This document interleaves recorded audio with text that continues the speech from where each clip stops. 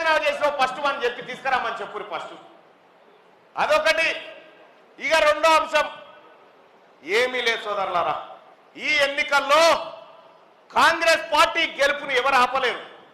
రాబోతున్న పట్టభద్రుల ఎమ్మెల్సీ ఎన్నికల్లో కాంగ్రెస్ పార్టీ గెలుపును ఎవరు ఆపలేరు. కానీ ఈ 34 నియోజకవర్గాల కంటే నేను పుట్టిన ఈ గడ్డ నాకు అత్యధిక మెజార్టీ కావాలని నేను మీ అందరిని కోరుతా ఉన్నా, మీ అందరిని వేడుకుంటా ఉన్నా. ఇది నేను చెప్పుకోవడానికి, నా చరిత్రలో రాసుకోవడానికి కావాలి ఈ గెలుపు, ఈ అత్యధిక మెజార్టీ అని చెప్పి మిమ్మల్ని అడుగుతా ఉన్నా సోదరులారా.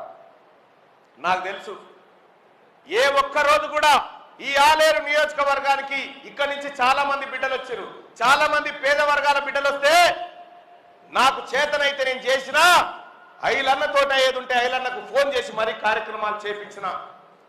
ఎవడన్నా ఉన్నాడా ఈ రాష్ట్రంలో, ఈ దేశంలో ప్రభుత్వానికి ఆస్తులు రాసిచ్చి రాజకీయాల్లోకి వచ్చినటువంటి రాజకీయ నాయకుడు ఎవరన్నా ఉన్నారా? నేను మీ పిల్లల భవిష్యత్తు కోసం ఈ ఆలేరు రేపు పొద్దుగాల గల్లా ఎగిరేసుకొని ఈ బిడ్డ మా కాడ పుట్టినోడ్రా అని చెప్పుకునేటువంటి రోజు తీసుకొస్తా అని చెప్పి మీకు అందరికి హామీ ఇస్తా ఉన్నా సోదరులారా. రైట్ టు రీకాల్ ఇంప్లిమెంట్ చేస్తా అని చెప్తా ఉన్నా.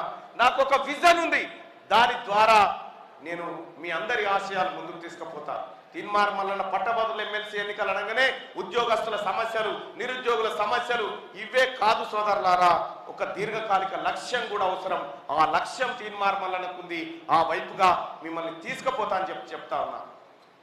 అనేకమైనటువంటిది 317 జీవో తీసుకొచ్చిండు కేసీఆర్. భార్య ఒకతాను ఉద్యోగం చేయాలి, భర్త ఇంకో జిల్లాలో ఆదిలాబాద్ కాడ భార్య, ఆలంపూర్ కాడ భర్త, ఇది ఉద్యోగం. వాళ్ళని నాశనం చేసిండు. జీవో 46 తీసుకొచ్చిండు కేసీఆర్. తీసుకొచ్చి అన్యాయంగా పేద వర్గాల బిడ్డల పొట్టగొట్టిండు ఉద్యోగాల విషయంలో. జోనల్ సిస్టమ్ నాగం చేసిండు, ఇష్టం వచ్చినట్టుగా జిల్లాల విభజన చేసిండు. అంతెందుకు ప్రభుత్వ ఉద్యోగులకు జీతాలు ఎప్పుడొస్తాయో తెలియనటువంటి పరిస్థితి. ఆఖరికి ఓ టీచర్ను, ఓ ప్రభుత్వ ఉద్యోగిని పాలోడు ఎప్పుడిస్తావు సార్ నీ ముఖానికి ఇంకా పైసలను తిట్టిపోయే పరిస్థితి క్రియేట్ చేసిండు. అదే కాంగ్రెస్ పార్టీ ప్రభుత్వం వచ్చిన తర్వాత ఇవాళ ప్రభుత్వ ఉద్యోగులకు 1 తారీఖు నాడు జీతం ఇచ్చి వాళ్ళ ఆత్మగౌరవాన్ని నిలబెడుతుంది కాంగ్రెస్ పార్టీ సోదరులారా. రేపు పొద్దుగాల తీన్మార్ మల్లన్న గెలిచిన తర్వాత కాంగ్రెస్ పార్టీ ప్రభుత్వం తన మేనిఫెస్టోలో ఏ హామీలైతే ఈ ప్రజలకు, నిరుద్యోగులకు జాబ్ క్యాలెండర్ కానీ, ఉద్యోగాల పెంపు కానీ, గ్రూప్ 2 గ్రూప్ 3 పెరుగుదల కానీ, డిఎస్సి పెరుగుదల కానీ అన్ని విషయాలను ప్రభుత్వం దగ్గర ఉండి పని చేయించే జిమ్మేదారి తీన్మార్ మల్లన్నగా నేను తీసుకుంటా ఉన్నా.